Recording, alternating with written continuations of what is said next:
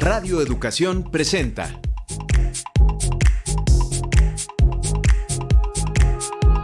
Datos y hechos, información y análisis confiables.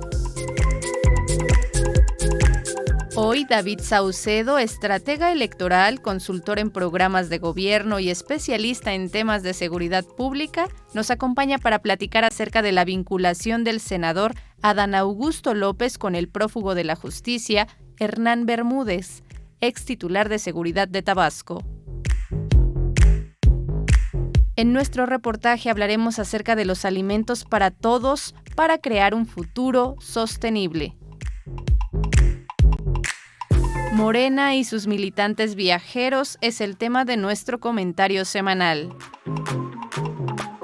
La inteligencia artificial, los dilemas de una revolución tecnológica es el tema de Pasaporte Internacional. Disfrute de nuestra selección musical.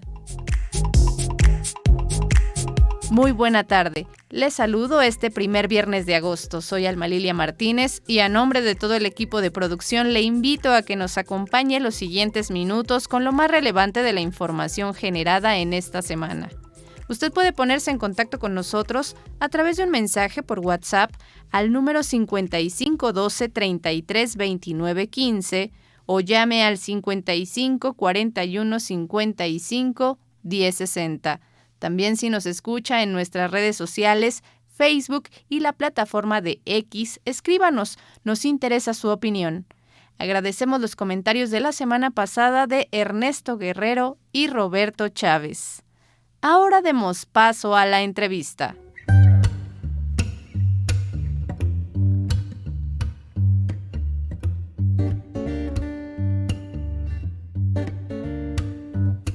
Vislumbres y versiones con Víctor Bárcenas y David Saucedo.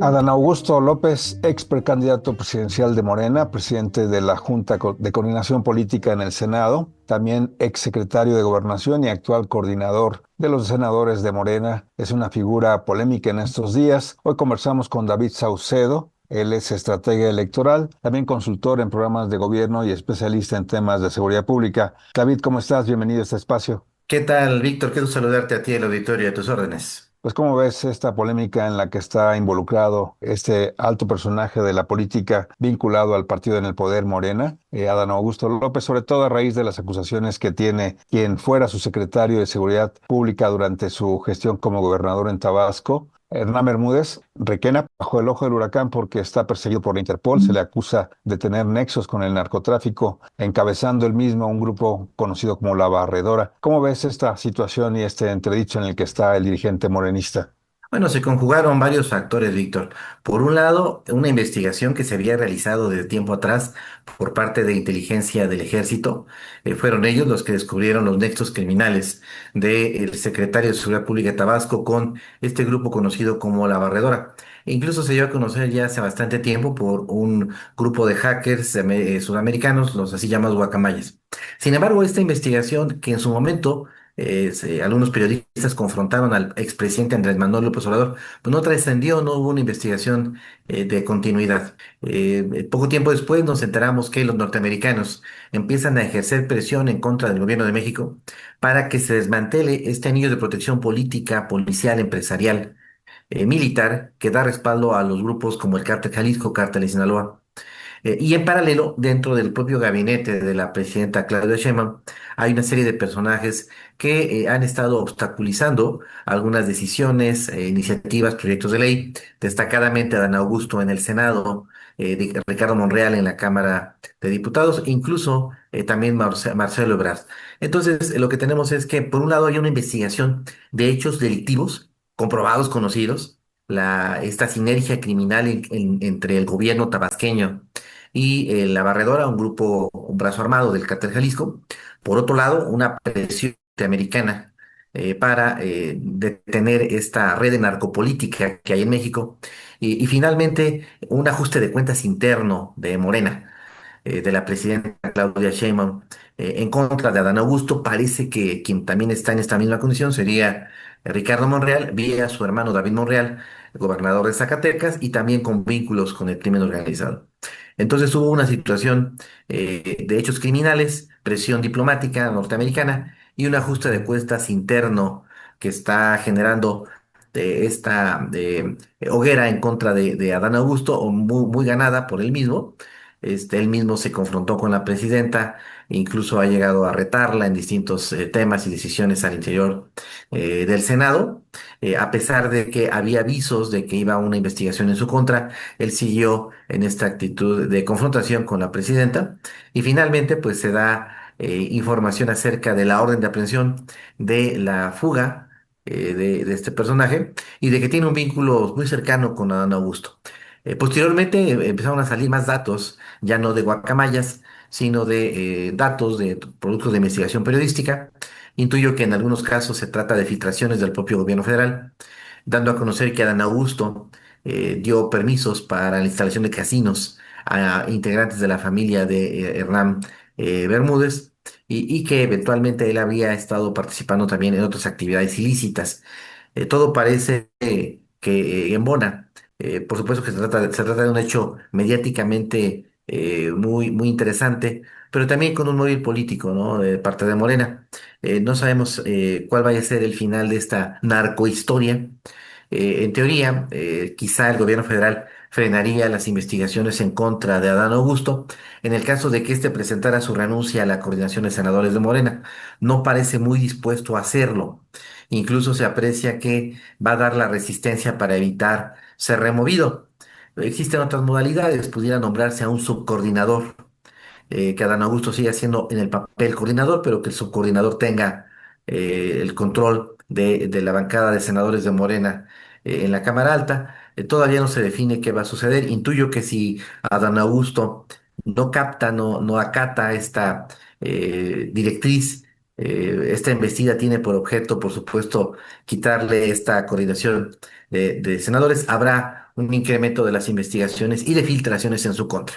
David, sin embargo, vemos la postura de la presidenta Sheinbaum en el sentido de que, si bien no defiende exactamente la figura de Adán Augusto, tampoco está sumándose formalmente o por diplomacia a este linchamiento. Ella señala que debe haber pruebas, que por el momento no hay ninguna acusación judicial que vincule a Adán Augusto en sus tropelías que tenía Hernán Bermúdez y que mientras no haya pruebas no se puede desacreditar solo con dichos la figura de un personaje como Adán Augusto. ¿Cómo ves la postura de la presidenta? Bueno, yo creo que la presidenta Claudia Sheinbaum tiene dos posturas. Una de postura declarativa en la narrativa, en la construcción de discurso, pero tiene otra postura diferente desde el punto de vista de política pública, investigación, seguimiento, judicialización. Es algo similar a lo que hace la presidenta Claudia Sheinbaum con el gobierno americano. Cada vez que confronta a Donald Trump, la presidenta se envuelve en la bandera y asume un discurso incluso en ocasiones anti-norteamericano, en el papel, pero en los hechos acata las directrices de Washington. Todo lo que se ha solicitado por parte de Donald Trump se ha ido cumpliendo por parte del gobierno de México. 10,000 efectivos en la frontera, decomisos, extradiciones, captura de narcotraficantes de alto perfil.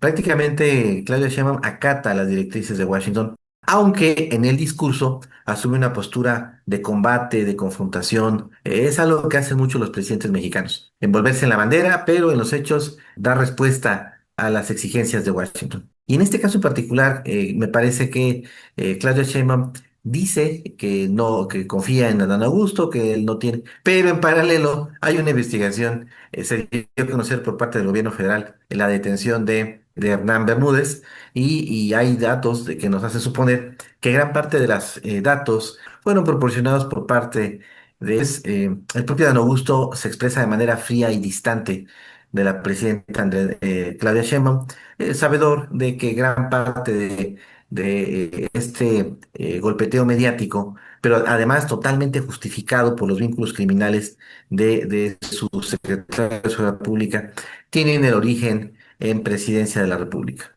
Sin embargo, David, hay otra postura respecto de Ana Augusto López y su cercanía con López Obrador. En su momento, en el juego de las corcholatas de la nominación que hubo previa a la designación de Claudia Sheinbaum como la candidata presidencial, pues Adán Augusto se prestó a impulsar este juego para que se hubiera una especie de disputa interna por la cercanía que tenía con López Obrador y para que no se fuera como una nominación directa de la entrega del poder directamente a Sheinbaum, sino que era parte de un juego de nominación. ¿Qué tanta cercanía tiene Adán Augusto Real ahora para poder defender su postura política frente a los embates que ahora se podrían señalar de Sheinbaum hacia él? Coincido plenamente con tu apreciación. Lo que hizo el expresidente Andrés Manuel López Obrador fue crear una guardia pretoriana en torno a la presidenta Claudia Sheinbaum, una pesada camisa de fuerza con personajes como Noroña, Marcelo Ebrard, Ricardo Monreal, Adán Augusto, que son personajes que no le son leales a la presidenta Claudia Sheinbaum, que tienen su propia agenda y sus propios intereses, y que incluso bloquean a la presidenta. Todo el mundo pensamos que la presidenta, bueno, muchas personas pensamos que Claudia Sheinbaum iba a hacer ajustes en este equipo para irse quitando algunos botones de esa camisa de fuerza que le impusieron en las elecciones intermedias. Es decir, que con el envío de algunos integrantes del gabinete, legisladores, senadores, a cargos de elección en sus estados, ella podría armar un equipo que le fuera más afín y más leal. Tiene, si no me equivoco, Andrés Manuel algo así como 6 o 7 integrantes del gabinete, en el gabinete de Claudia Sheinbaum. El coordinador de los senadores, el coordinador de los diputados, pues tampoco están ellos siendo leales. Entonces, creo que Andrés Manuel López Obrador contempló la posibilidad de ejercer un especie de control a distancia vía interpósita persona, es decir, estos personajes, pero la presidenta Claudia Sheinbaum se está sacudiendo poco a poco a estos individuos, a Monreal, a Adán Augusto, quizá el que siga también sea Ebrard. No veo que el expresidente esté en condiciones de frenar esta situación. Adán Augusto, desde luego, era una de sus personas más cercanas a él, pero ya incluso empiezan a circular datos. Me parece que un reportaje de la revista Proceso señalando que el presidente Andrés Manuel López Obrador mandó a investigar a Hernán Bermúdez, es decir, pareciera que el desgaste mediático de Adán Augusto está haciendo que el propio expresidente se aleje de Adán Augusto y finalmente ya no lo proteja. David Saucedo, ¿hasta dónde van a llegar las investigaciones para detener a Hernán Bermúdez? Y que si consideras que este caso sea un acto pues paradigmático, una acción paradigmática para ejemplificar que la cuarta transformación también va por peces gordos y para hacer justicia y que no haya impunidad, sobre todo en la vinculación de lo que es la política con el crimen organizado. Bueno, es un quinazo, tú recordarás ese término que se acuñó hace tiempo para tratar de explicar que el presidente entrante daba un golpe en la mesa para fijar las nuevas reglas del juego, para él mismo empoderarse y diluir cualquier tipo de tutelaje por parte de su antecesor. Este es un quinazo sui generis, un golpe en la mesa de la presidenta Claudia Sheinbaum, pero para responder a los americanos, para sacudirse a esos personajes que le impuso como guardianes el expresidente Andrés Manuel López Obrador. ¿Qué va a pasar? Depende de Adán. Si Adán capta el mensaje, se repliega y abandona la coordinación de senadores, intuyo que se van a detener las investigaciones y solo será detenido, procesado en su caso Hernán Bermúdez, si es que sigue con vida. Hernán Bermúdez es el Manuel Muñoz Rocha de Adán Augusto. Si llega a ser detenido y llega a algún acuerdo para reducir su sentencia, seguramente va a dar mucha información acerca de los vínculos criminales de Adán Augusto. La presidenta esta semana también negaba que exista un listado, una petición de lista de políticos vinculados al narcotráfico exigida por el gobierno de Donald Trump a cambio de mejorar la relación diplomática y sobre todo generar esta confianza en el combate a la criminalidad entre ambos países. Ella niega que existan estas listas, sin embargo, ¿tú cómo ves este asunto? Realmente sabemos que hay una vinculación de entre gobierno y la operación de grupos del crimen organizado en algunas regiones del país, pero tanto como una lista como tal, ¿tú cómo lo verías? Sí, sí existe esa lista. Está armada por distintas dependencias. La DEA tiene su lista, el FBI tiene otra, el Departamento de Estado y la Casa Blanca tienen otro listado distinto. Al final, el gobierno norteamericano no actúa de manera monolítica. Cada una de estas agencias, dependencias, instituciones tiene una visión particular de las cosas. Yo tengo entendido que sí existe como tal un listado de personajes. El propio Raimundo Rivapalacio en una columna, si no me equivoco, el día de ayer, dio a conocer, una columna de un periódico de circulación nacional, dio a conocer que había dos gobernadores, por ahí algún líder nacional de Morena, dos generales en este listado, una lista de personajes que el propio integrantes del gabinete también, además, que estarían siendo solicitados por el gobierno norteamericano para empezar a desmantelar esta red de narcopolítica que se ha creado de respaldo a los cárteles. Yo creo que esta lista sí existe. Sin embargo, no creo que se vaya a publicar, no creo que vayan a, más bien van a estar ejerciendo presión para que los integrantes de esa lista, los que figuran en esa lista, sean rápidamente procesados, sentenciados y, en su caso, extraditados. La presidenta Claudia Sheinbaum tendrá que negociar con el gobierno norteamericano los nombres de esa lista. No puede enfrentar a todos los grupos de Morena de manera simultánea. Tendrá que ir atacando cada grupo de manera individual. En la campaña presidencial previa a la designación como candidata de la presidenta Sheinbaum, Adán Augusto desplegó toda una articulación de ser un candidato de los más que más invirtió recursos en su campaña y desplegó una serie de alianzas en todo el país. No le dio el resultado como tal y quedó incluso abajo de Noroña, pero sí tiene una relación política muy amplia. ¿Es el fin político de Adán Augusto con este tipo de vinculación al crimen y a la inseguridad que mantiene al país? Yo quisiera que así fuera. Sin embargo, México tiene una un largo historial de personajes vinculados a la actividad criminal que resurgen. El gobernador actual de San Luis Potosí, Ricardo Gallardo, ha tenido a lo largo de su historia una serie de señalamientos por vínculos criminales y se convirtió en gobernador de San Luis Potosí. René Bejarano, tú lo recordarás en estos videos, en algún momento también se pensó que era su fin, su tumba política y sigue activo todavía. Desempeñando distintos cargos y posiciones. El general Cienfuegos, detenido en Estados Unidos, repatriado, liberado, exonerado de cargos en México.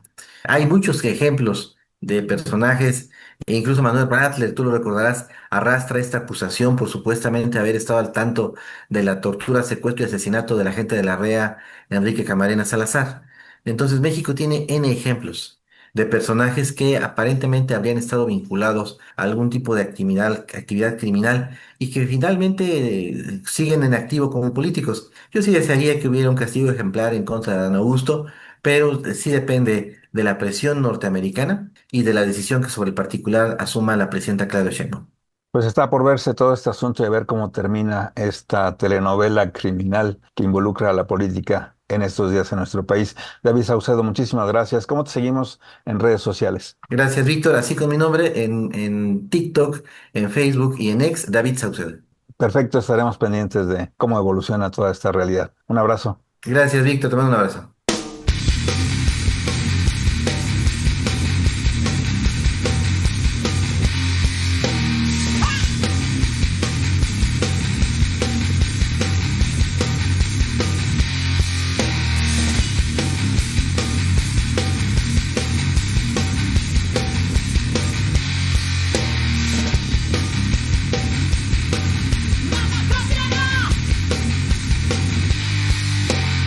No soy de aquí, ni soy allá.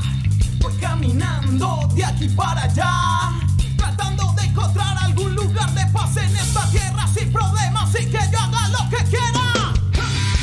Ando buscando normalidad, tranquilidad, pacífica, realidad, veracidad, capacidad para enfrentar la realidad que me da igual si hago bien o mal. Todo será igual, nada cambiará. En este lugar será lo mismo, por los siglos de los siglos se moverá, se tirará, se gritará.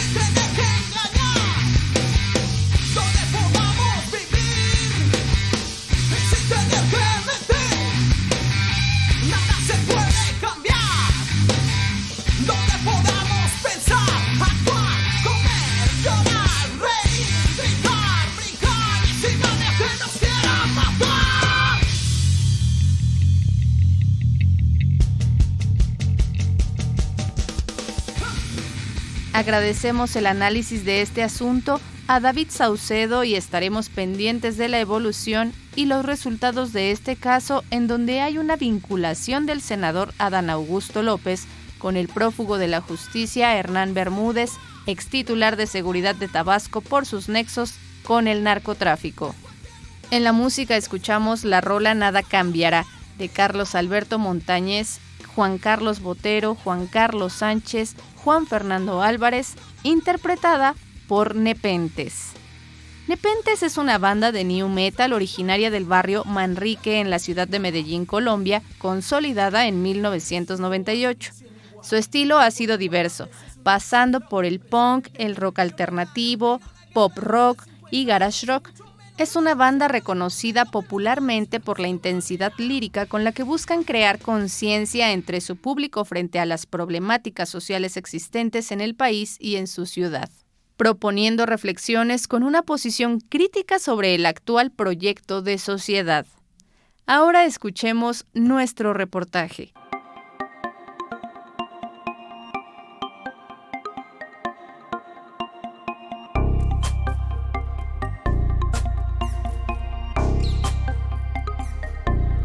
Conexión informativa con Elizabeth Montes. Alimento para todos, futuro sostenible.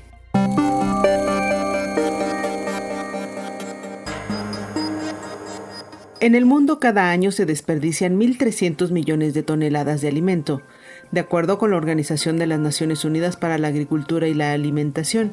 Y si acercamos la lupa a nuestro país, destaca que en México se desperdician alrededor de 20.4 millones de toneladas de alimentos al año, situación que agrava la inseguridad alimentaria que afecta a millones de personas. A lo largo de 3 décadas, la Red de Bancos de Alimentos de México ha impulsado acciones para combatir el hambre y evitar el desperdicio de alimentos.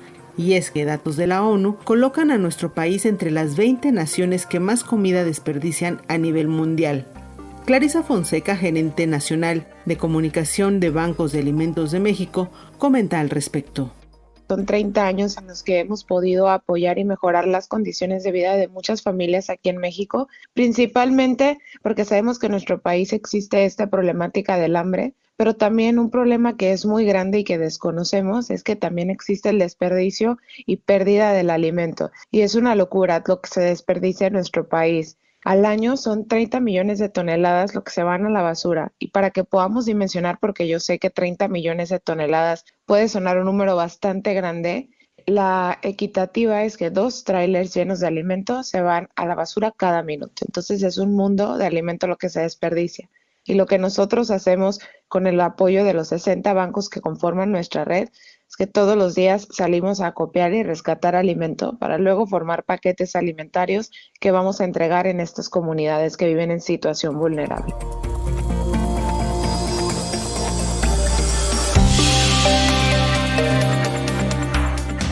Una tercera parte del alimento que se produce en México se desperdicia. Esto equivale a 38 toneladas por minuto. Alimento con el cual se podría nutrir a las 28.6 millones de personas que viven en carencia alimentaria. Pero, ¿cómo se hace el rescate de alimentos para evitar su desperdicio? Clarisa Fonseca, de la Red de Bancos de Alimentos de México, lo explica.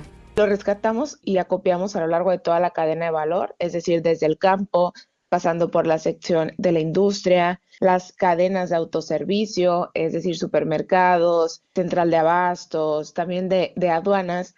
Y también tenemos un programa enfocado en rescatar alimento ya cocinado, pero que no ha salido de cocina, de hoteles y restaurantes. A través de nuestro programa El Rescate y con una aplicación móvil enlazamos instituciones con restaurantes u hoteles y ellos entregan alimento que ya está preparado, pero que jamás salió de cocina. Y bueno, el alimento en México se desperdicia por muchísimas razones, ¿no? Unos son estéticos, de que cuando vamos al súper escogemos el tomate más bonito, la manzana más perfecta, sin una manchita, a pesar de que todas las frutas y verduras, no importa su forma, tienen la misma cantidad de nutrientes. Entonces, mucho del desperdicio del campo también viene por esta razón en particular.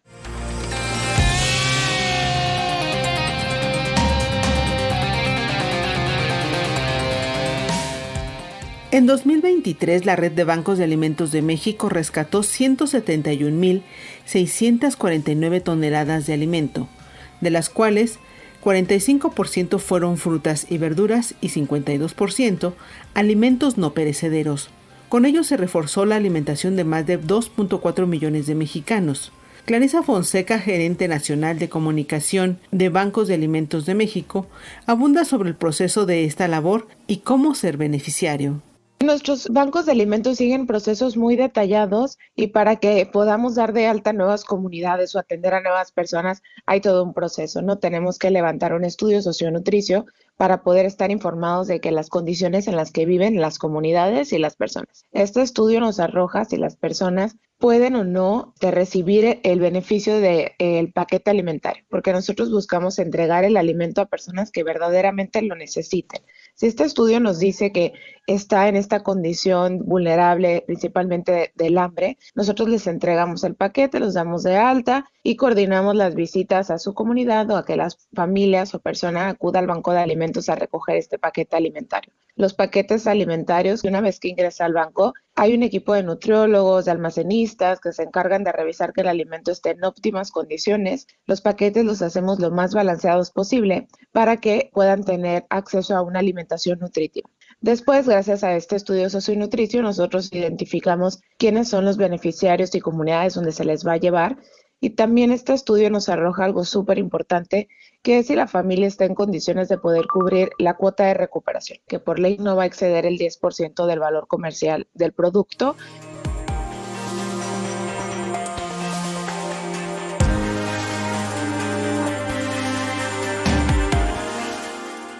El desperdicio de alimento tiene graves consecuencias económicas, sociales y ambientales, lo que incluye un aumento de las emisiones de gases de efecto invernadero. A su vez, representa un impacto ambiental significativo en el calentamiento global. Es nuevamente Clarisa Fonseca, de la Red de Bancos de Alimentos de México, quien abunda sobre este aspecto. Porque no es tan fácil de que te des cuenta cómo contamina un tomate que se está echando a perder. Y todos en nuestras casas, en nuestros refris, podemos abrirlo y vamos a identificar 2 que 3 verduras o alimento que preparamos la semana pasada que decimos que nos vamos a comer y ya no nos lo comimos y se está echando a perder. Y luego, pues, ¿qué hacemos? ¿No? Lo tiramos al bote de basura, pasa el camioncito y se lo lleva, y ese alimento en los vertederos, cuando se está echando a perder en ese proceso, empieza a emitir gases. Estos gases son de efecto invernadero y esto contribuye al mismo tiempo al problema del calentamiento global que estamos atravesando. Y para que tengamos una idea de, oye, bueno, pero estos gases, ¿qué tanto afectan? Vamos a imaginar toda la flota vehicular de Ciudad de México, de Monterrey y de Guadalajara juntos, pues lo que contaminan todos los carros de estas 3 ciudades al mismo tiempo es el mismo nivel de la contaminación del alimento que se está echando a perder aquí en nuestro país. Entonces es un problema súper grave. Entonces hacemos campañas de concientización. Tenemos esta campaña hermosa que es En México la comida no se tira, donde a través de nuestras redes sociales les compartimos muchísimos tips y ideas para que desde nuestra casa nosotros seamos estos agentes de cambio que ayudemos a prevenir a que no se genere esta contaminación por la alimentación.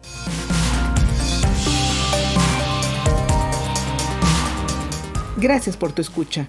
Nos reencontramos el próximo viernes con otro tema de interés aquí en Datos y Hechos.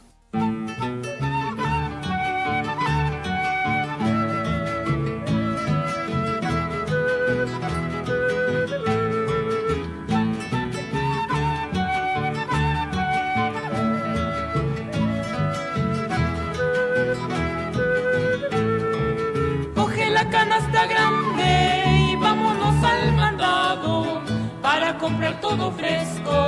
Iremos hasta el mercado, solo allí encontraremos nopalitos preparados, los michotes de carnero, la barbacoa y los tacos. Marchandita, llévelo, que sí, que no, más sabroso y más barato se lo doy. Vitaminas en la fruta hallará y en la verdura también encontrará.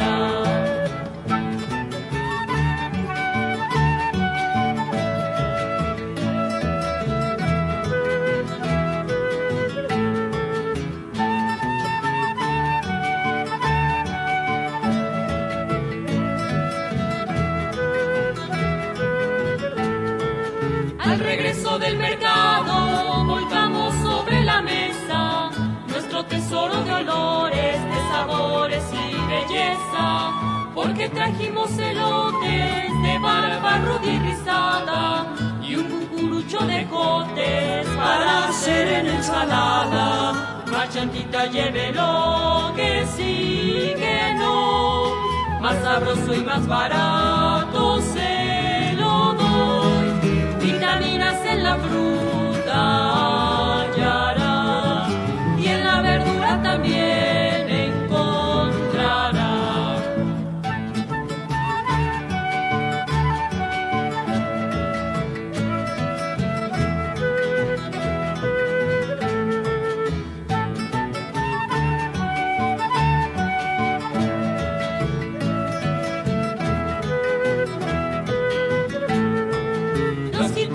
Chapeados y las papas amarillas, chiles secos y arrugados, nabos de blancas mejillas, que contentos y sedientos regresamos del mercado.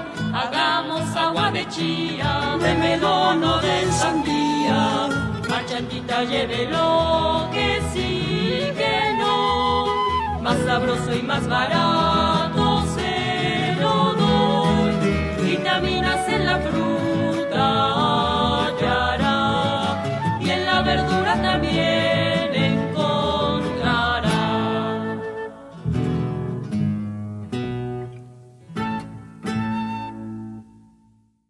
Que nuestro país ocupe en el mundo el lugar 20 de desperdicio de alimentos es terrible. Si su comunidad necesita el apoyo de la Red de Bancos de Alimentos de México y si pasan el estudio socionutricional que se realiza, pueden acceder a los paquetes alimentarios. Para tener más información sobre cómo obtener este apoyo o consejos para no desperdiciar alimentos en casa, llame al 800-01-02-622 o a través de su página bamx.org.mx. En la música escuchamos a los hermanos Rincón interpretar la canción El Mercado de Hilda Rincón, en la letra Valentín Rincón y también en la música. Los hermanos Rincón son un grupo de cantantes y compositores de música infantil fundado en 1971. El grupo fue creado por los hermanos Hilda, César y Valentín Rincón y bautizado por Rocío Sanz como los hermanos Rincón en su programa radial El Rincón de los Niños, transmitido en Radio UNAM en la década de los años 70 en el entonces Distrito Federal. Buscando ofrecer experiencias auditivas y visuales ricas y variadas, grabaron más de 20 discos con sus canciones, rondas y juegos tradicionales de la lírica infantil mexicana. Un tanto al margen de los medios de comunicación masiva, se dieron a conocer y lograron que sus canciones llegaran a muchos niños de México y de otras partes del mundo. Tuvieron experiencias diversas en teatro, radio, televisión y conciertos. En 1994, fueron invitados por Casa de las Américas de La Habana, Cuba, para participar en el primer encuentro de la canción infantil latinoamericana y del Caribe que se celebró en esa ciudad.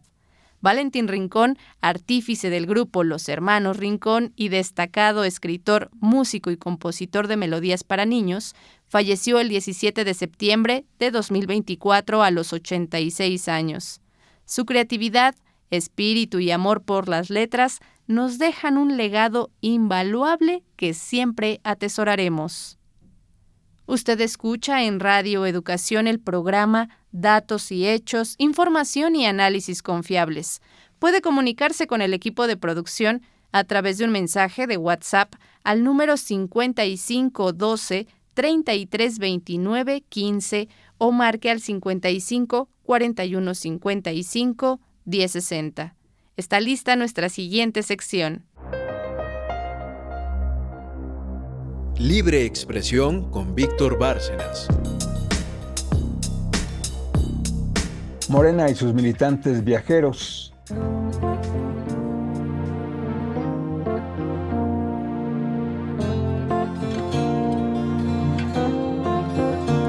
Cualquiera tiene derecho a tener vacaciones y gozar de un momento de esparcimiento, diversión y desconexión de las labores cotidianas. En eso, todo mundo estará de acuerdo. Este principio fundamental para ejercer ese derecho laboral se ha visto envuelto estos días en un dilema ético que toca a los militantes de Morena, el partido en el gobierno.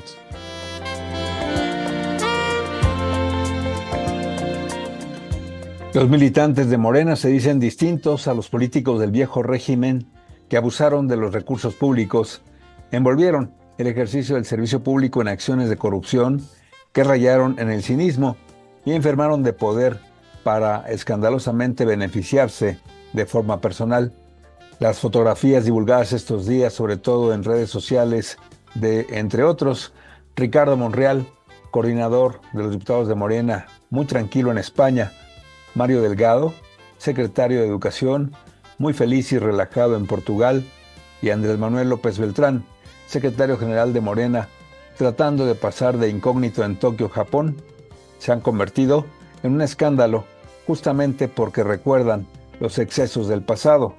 El asunto que irrita entre la opinión pública no es que tomen vacaciones como tal, sino el nivel de lujo y privilegio que envuelve la forma como deciden descansar y obtener la recompensa vacacional.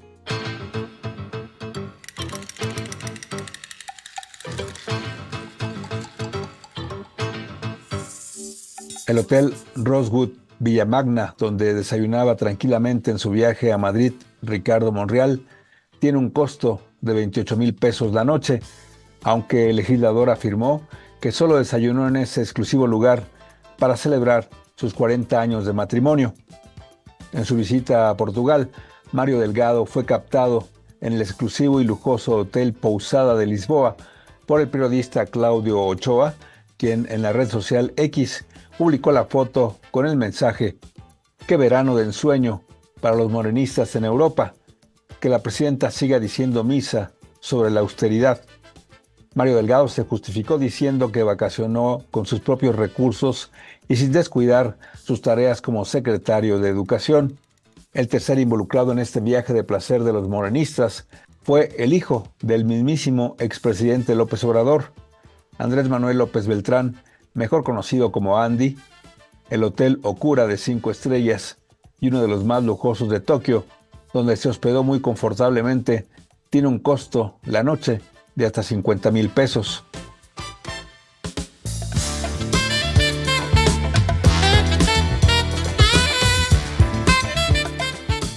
Sus acciones recreativas no coinciden para nada con la máxima juarista que la Cuarta Transformación ha enarbolado desde siempre, e incluso mucho antes de la consolidación del movimiento político que hoy gobierna el país, toda vez que desde los tiempos en que el presidente López Obrador gobernaba la Ciudad de México, ya marcaba la clara consigna de que no puede haber gobierno rico con pueblo pobre.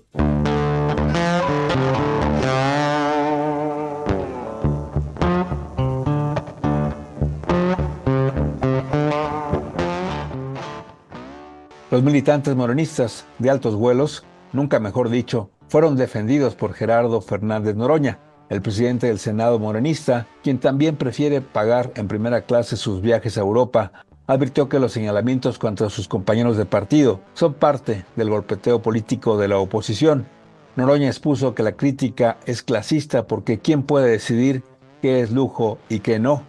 Precisó además que estos viajes fueron pagados con dinero propio y la oposición tiene una doble moral porque ellos en el pasado viajaban con gastos onerosos y grandes comitivas pagadas con dinero del erario.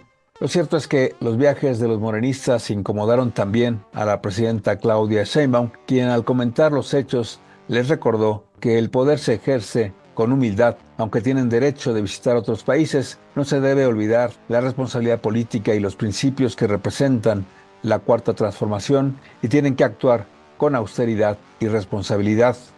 La presidenta les advirtió también que cada quien tiene que ser reconocido por su historia, por su comportamiento. La duda que queda es si habrán aprendido la lección de congruencia los militantes morenistas involucrados. Y recuerden, a pesar de todo, la maravilla nos acecha. No la dejen escapar.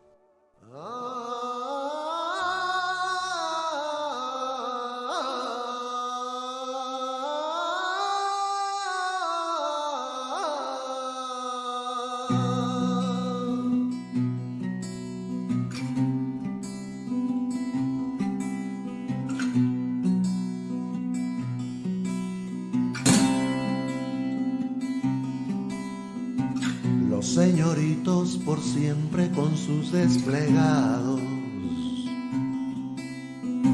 los señoritos de siempre en el mitin de hoy,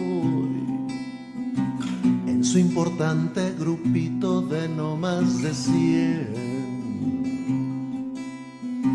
Los señoritos jugando a la revolución. Así se carguen a los de abajo y hasta se caiga el propio país. Siempre ha de haber escudos humanos y un lugarcito a salvo en París. Con el poder heredado de sangre en la tinta, los señoritos bien son los abajo firmantes. Como por Dios que la beca es de quien la trabaja. Los señoritos bien son no gubernamentales. Organizados los pioneritos con paliacates y mochilitas, cual buen salvaje en selva de asfalto, vienen y van con su guerrillita. Cuando la moda pasó por el mundo, encuentra siempre ese punto de atrás, donde se atasca y no pasa jamás, donde se atasca y no pasa jamás. Ya cuando el hábito se ha salpicado de fango, hay que curarse en salud con la gran salvación. Es lo que vienen vendiéndole los señoritos a todo aquel que de vil señorito pecó. Hacen la guerra con paz y amor, son regañones como Greenpeace, y alguna linda estrella de rock baja a lavar su lana ahí. La ciudadanía vigilará que los militantes morenistas cumplan con la máxima que rige al partido y que no cometan estos excesos. No puede haber gobierno rico con pueblo pobre. Estaremos atentos a ello. En la música escuchamos a Jaime López interpretar su canción Los Señoritos. Esta canción plantea preguntas sobre la verdadera identidad y el valor de las personas más allá de su posición social y económica. En resumen, Los Señoritos es una canción que invita a la reflexión sobre las desigualdades sociales y a la superficialidad de ciertos sectores de la sociedad mexicana a través de una mirada irónica y crítica. Jaime López es considerado un chilango norteño por su fusión cultural entre el norte del país y la vida urbana de la Ciudad de México. Su obra se caracteriza por letras cargadas de crítica social, humor negro y lenguaje popular, y una actitud rebelde y marginal alejada de lo comercial. Jaime López es una influencia importante en generaciones de músicos alternativos y trovadores urbanos. Ahora traslademos nuestro radar a ver qué sucede en otra parte del mundo.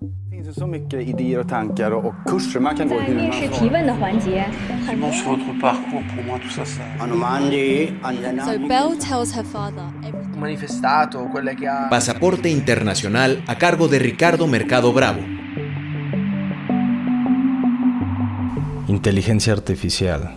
Los dilemas de una revolución tecnológica.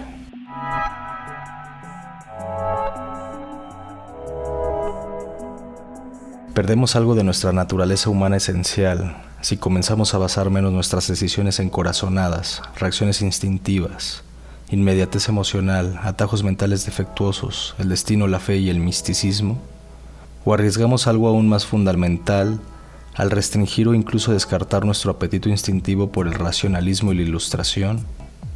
Escribió en The New York Times Reid Hoffman, cofundador de LinkedIn y miembro del consejo directivo de Microsoft.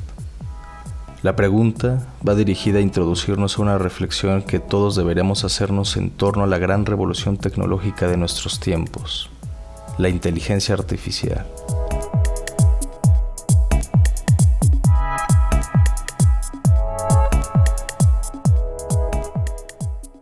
Entre la fascinación y el miedo, la inteligencia artificial es una herramienta que va permeando cada vez más aspectos de nuestra vida cotidiana.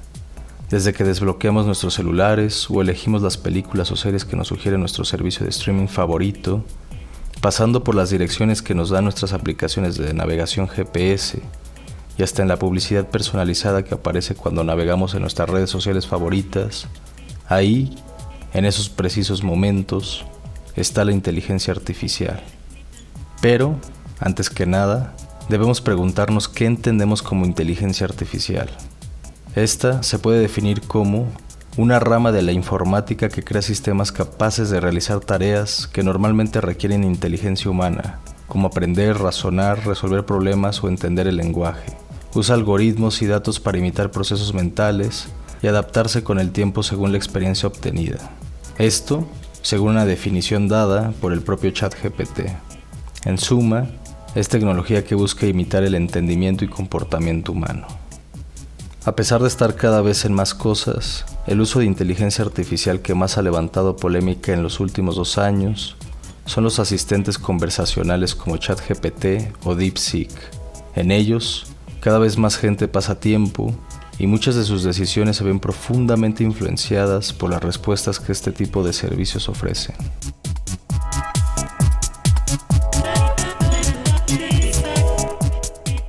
Cada vez es más común escuchar que el uso de estas tecnologías es para todo tipo de cosas.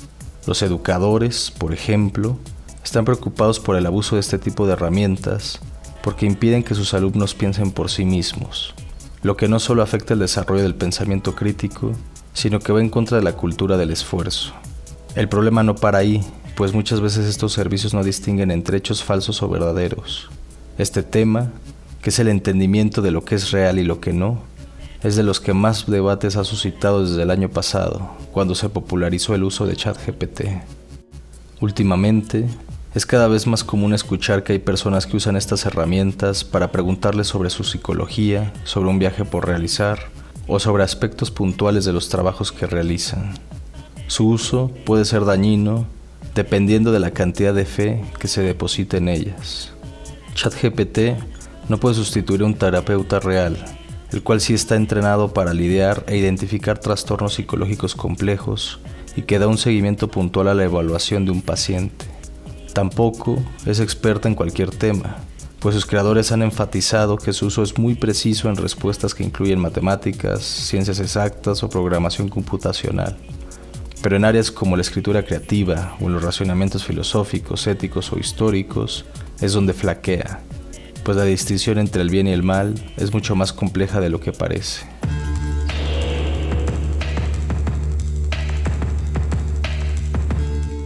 Pero, por ahora, la realidad es que los límites de la inteligencia artificial son los que se están poniendo a prueba, pues es una tecnología en constante desarrollo que todavía no amenaza a nuestra humanidad como tal.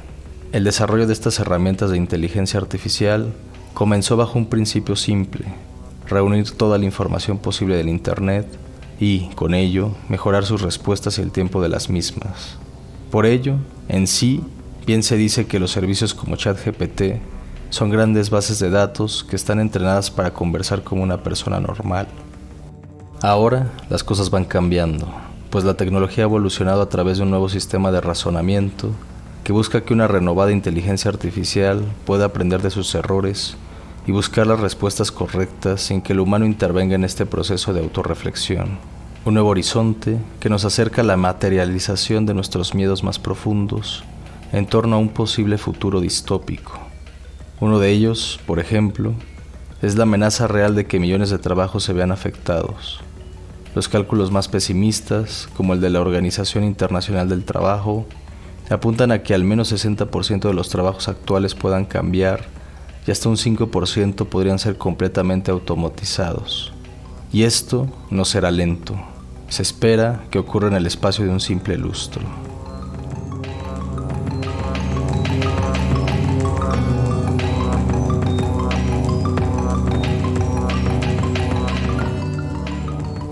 A pesar de los ejemplos anteriores, la realidad es que no debemos temerle a la revolución tecnológica que estamos viviendo, pues la inteligencia artificial, lo queramos o no, Está para quedarse y debemos adaptarnos para convivir con ella de manera cada vez más cercana.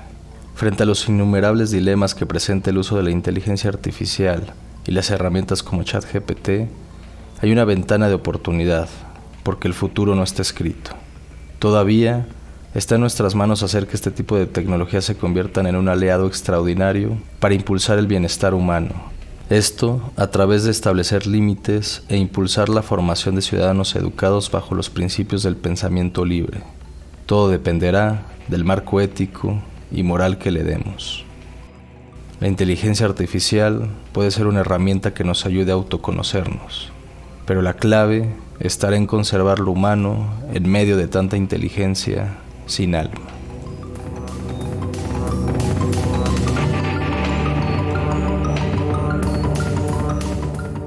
Muchas gracias por su escucha y comentarios, queridas y queridos radioescuchas.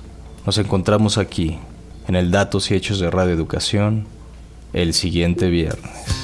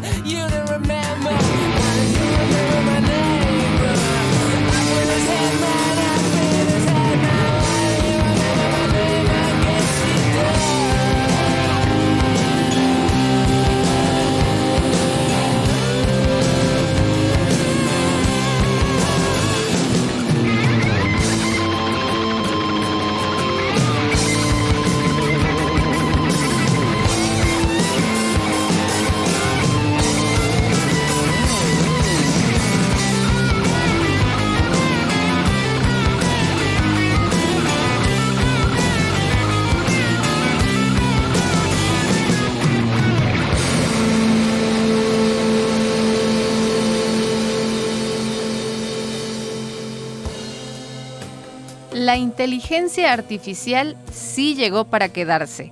Razonemos su uso y convivamos con ella utilizando nuestras propias herramientas emocionales y de discernimiento, y que la educación se enfoque a ser seres humanos pensantes y sintientes. En la música escuchamos la canción Paranoid Android de Radiohead, de su álbum OK Computer. Explora temas de paranoia, aislamiento y la experiencia humana frente al caos y la incertidumbre. La letra, que surgió de una experiencia de Tom York en un bar, describe una atmósfera de tensión y agitación, y ha sido interpretada como una reflexión sobre la soledad, la violencia y la insatisfacción con la sociedad contemporánea. La canción se divide en varias secciones, cada una con un tono y atmósfera distintos, lo que refleja la complejidad de la experiencia humana y la lucha interna del protagonista.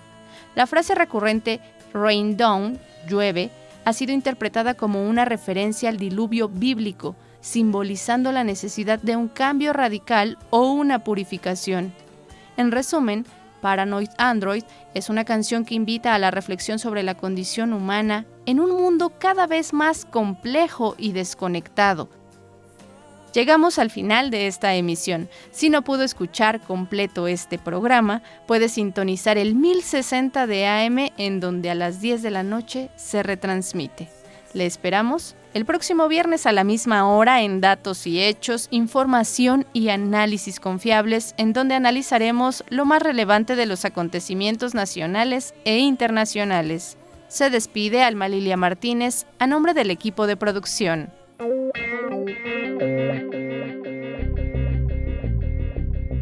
Esto fue Datos y Hechos, información y análisis confiables.